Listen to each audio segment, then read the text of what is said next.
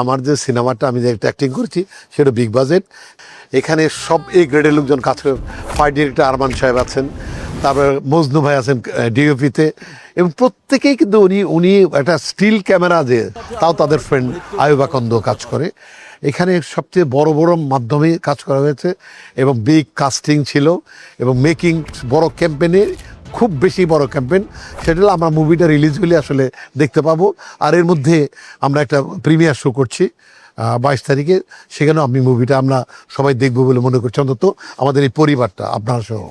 Dubbing করেছে সে America থেকে এবং অন্যান্য যা কাজ যা করেছে কোনো সমস্যাই হয়নি। আর মুভিটা এত বড় একটা মুভিটা মানে পোস্ট ইগুলো আছে, কাজগুলো আছে, কালার, মিউজিক, এডিটিং এগুলো সময় লেগেছে, কারণ বড় মাপের মুভি না বললাম। একটা ভালো মুভি, একটা ভালো মেকারের মুভি।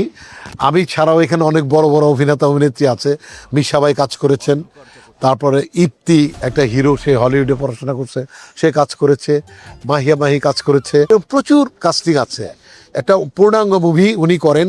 আপনারা শুনেছেন, জানেন যে উনি বদিউল আলম কখনো কোনো কাজে কম্প্রোমাইজ করে না। খুবই ভালো একটা প্র্যাকটিস। এটা দেশের প্রতি একটা টান, মায়ের প্রতি একটা টান।